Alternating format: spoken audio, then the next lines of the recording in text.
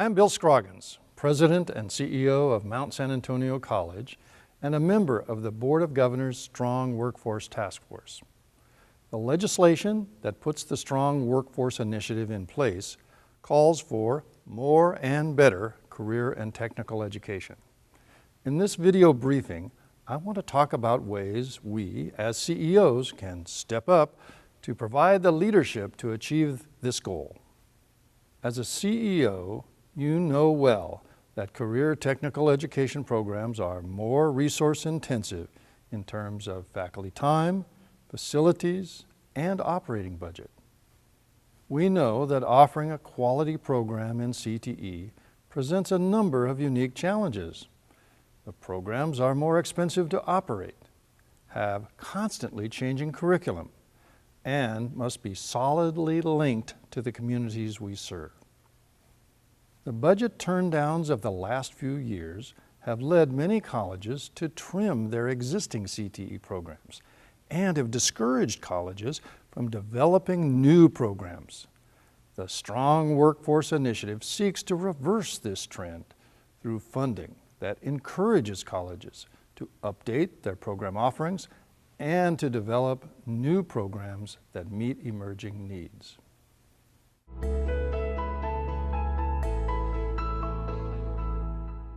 Let's take a look at developing partnerships. Successful community college CTE programs are built on well-developed partnerships with the business community and with workforce agencies. While building and maintaining business relationships is a team effort at our colleges, it is our role to lead the effort. Stepping up our leadership in this way communicates to outside parties that these relationships are important enough to the college that they command the attention of the president or chancellor. It also makes the importance of business partnerships clear to those on campus. This visibility provides a clear statement that everyone is expected to do their best to make this work successful. Successful partnerships grow out of carefully groomed relationships. A CEO's continual interaction with the community at large and with the business community in particular lays the groundwork to develop the deeper relationships required for true partnerships to be formed. When establishing a partnership, the initial challenge is getting everyone to the table to talk. This is where the college CEO can step up and use the leverage of his or her position by hosting or co-hosting such meetings. It is important that each partner have decision makers rather than messengers at the table. First, identify a clear goal. What is the partnership trying to achieve? Are there common or related outcomes all the partners want to achieve? Typically, each partner has a need that can be met through the partnership, and fulfilling those needs is essential for the partnership to be a successful enterprise.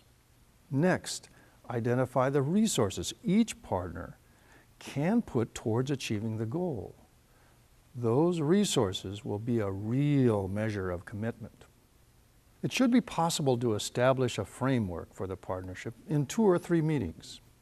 At that point, the execution of the partnership can bring in the vice presidents, deans, and faculty. The CEO's continued involvement can be shown through oversight at the policy and partnership level, through requests for updates, and by occasional attendance at implementation meetings. To illustrate, let's look at a win-win partnership. Consider this example. A college, a manufacturing employer, and a workforce agency form a partnership to train more manufacturing technicians. All partners win. The college gains students and places them.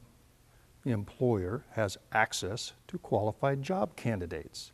The workforce agency meets its placement goals, and the community has local residents employed.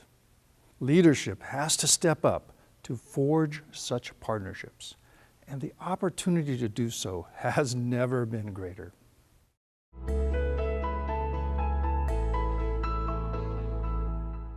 Let's take a look at program development. Developing new programs is a challenging task, which involves considerable commitment and takes intensive planning.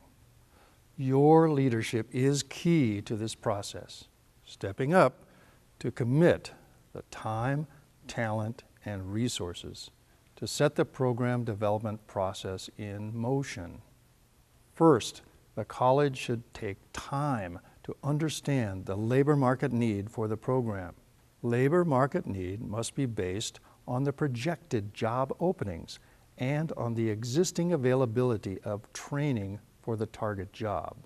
It will be important to go beyond basic labor market information to validate the need by working directly with employers in the region.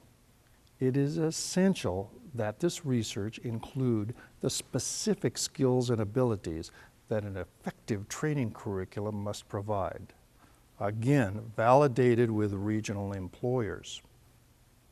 Engaging employers early in the process builds the relationship that will be useful as the program develops. Nurturing these relationships at the CEO level is the foundation of future commitments to sustain the program. Developing and supporting the on-campus talent to carry out this research, planning, program development, and employer connections also takes the CEO to step up and set priorities and establish accountability for this work. Once need has been established, the fiscal viability of the new or expanded program must be assessed. That assessment involves both the initial cost and the sustaining cost. Initial costs include facilities, equipment, and program development. It is important to include the total cost of operation when planning initial investments. Facilities upkeep, equipment maintenance and replacement, and ongoing training needs. Other sustaining costs are salaries, supplies, and operations. Utilities, custodial, administration, for example.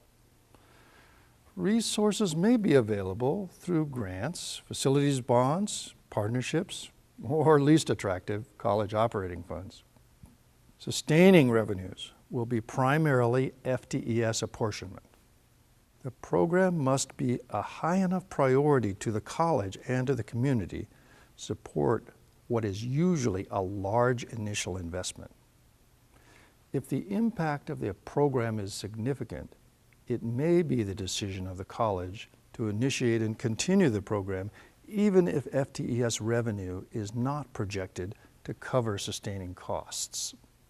CEO leadership is essential to step up the college's engagement in this priority setting and campus discussion early in the program development process. CEO leadership is also key to stepping in when alternative solutions may be needed or available. In some cases, an all-in development cost commitment may not be necessary. For example, the program may be offered in a leased facility. Equipment may be second generation, donated by industry. And faculty load can depend more heavily on adjunct faculty. Operating costs may be shared with employers, supporting incumbent workers to enroll, or by the Workforce Investment Board training agreements. Many such partnership arrangements are possible, and all these creative solutions need CEO leadership. The complex structure of the Strong Workforce Program requires CEO oversight. So a word at this point on the use of Strong Workforce Program funds might be helpful.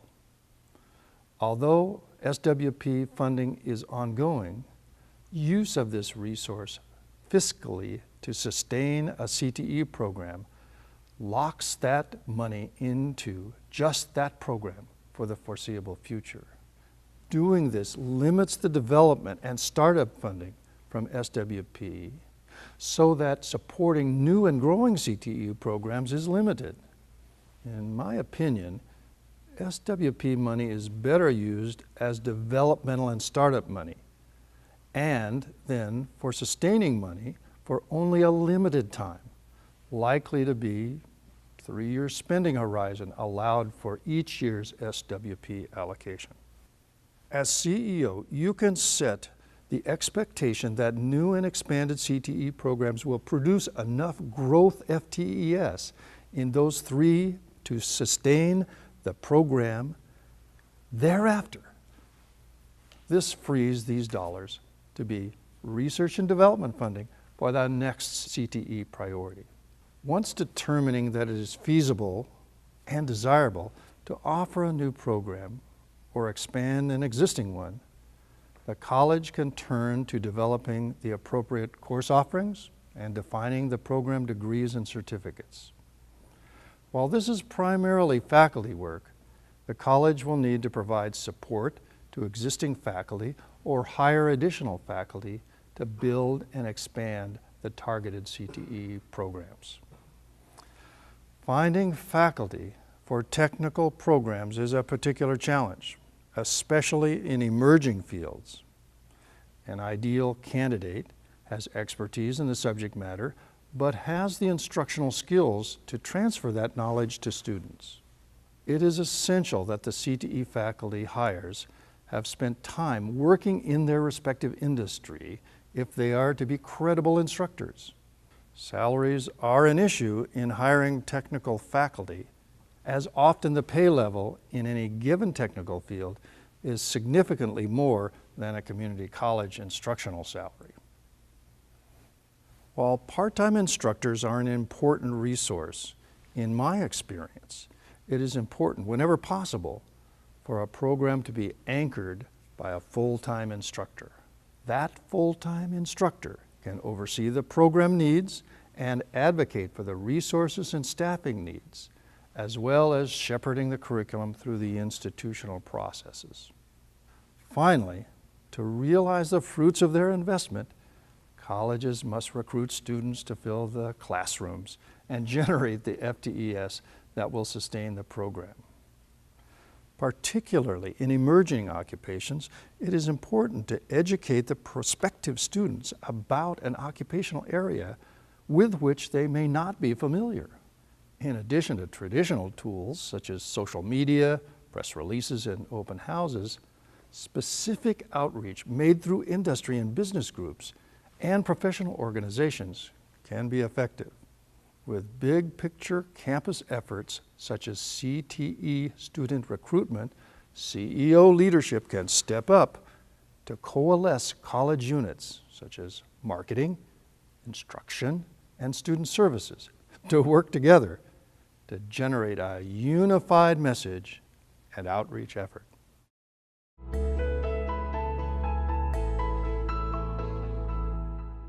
Now let's turn to building campus capacity. To succeed with the renewed emphasis on workforce development, a CEO needs to lead the effort to building a campus's capacity to deliver quality CTE instruction.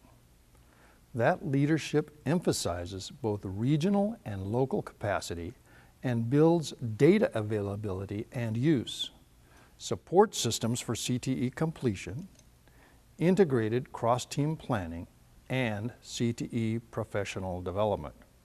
The Strong Workforce Program includes a regional perspective on workforce needs and solutions. CEOs implementing SWP within each region are expected to step up and provide leadership for colleges to work together, both to identify gaps in labor force and to collaborate to fill those gaps. It takes CEO leadership to help the college community understand the need to work more closely with neighboring colleges. The CEO should lay out the reasons that show why working regionally is important and make it clear that regional collaboration is supported from the top. The CEO's leadership will provide support for the deans and faculty who participate in regional efforts, and how that work contributes to that on their own campus. Making a positive message is critical to community colleges achieving our role in economic development.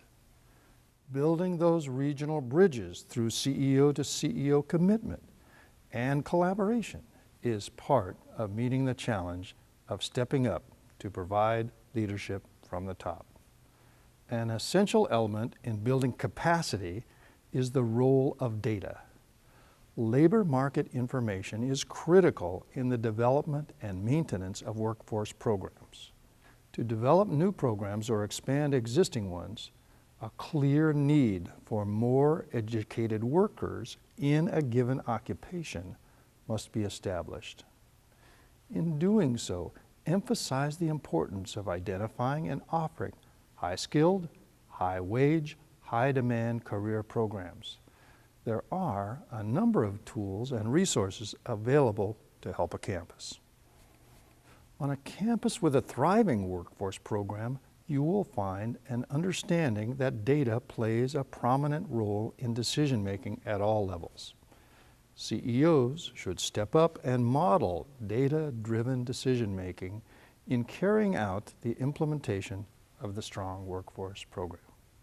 Not only does student completion of CTE outcomes meet labor market needs and provide a livable wage, but student completion also, in part, drives strong workforce funding. Consequently, CEO leadership is needed to reinforce the importance of student completion in CTE and to foster a culture of continual improvement by looking at what keeps students from getting to the finish line.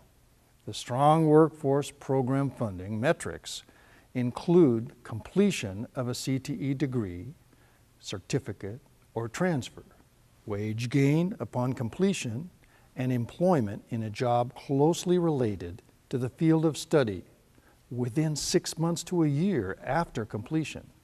These employment achievements have not previously been used to measure community college success, and some on campus may be even uncomfortable with employment factors as measures of success. One of the approaches that you as CEO can utilize is to share the data now available to demonstrate the tremendous economic value our programs have, both to our graduates and to the community. The current public interest in community colleges and the success of all students has led to a plethora of funding streams for student success, student equity, basic skills, adult education, and workforce education. To maximize the effective use of these separate streams of money, it takes the CEO to step up and provide leadership on strategic coordination and collaboration of campus initiatives that receive these resources. Again, the data on outcomes of each of these funded initiatives reviewed and used at the highest levels of decision-making takes CEO leadership stepping up, both to build data capacity and to build the capacity for cross-unit teamwork. CEO leadership focused on integrated solutions, regardless of funding streams, helps all parties work together to move the needle on student success. Finally, I want to point out the importance of CEO leadership to step up and support CTE professional development. In most CTE fields, expected job competencies are continually changing. New technologies, advances in equipment, and innovative applications abound. Teaching to these state-of-the-art competencies means regular training of faculty on these perishable skills and how to teach them. As CEOs, we should strive to create fiscal and other incentives that address reassigned time, externships, and other methods of skill upgrades to ensure CTE faculty currency. We should work to increase opportunities for CTE faculty to participate in professional development, such as sabbaticals, industry events, and professional association training to augment discipline knowledge and connections with employers and the workforce system.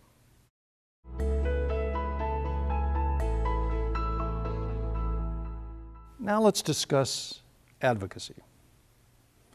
In our advocacy efforts as CEOs, we need to continually include CTE concerns.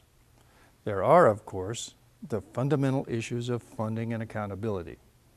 We also need to continually showcase our successful CTE programs to a wide audience, especially policymakers. As we know, many legislators don't have an on-the-ground understanding of what we do, especially in CTE.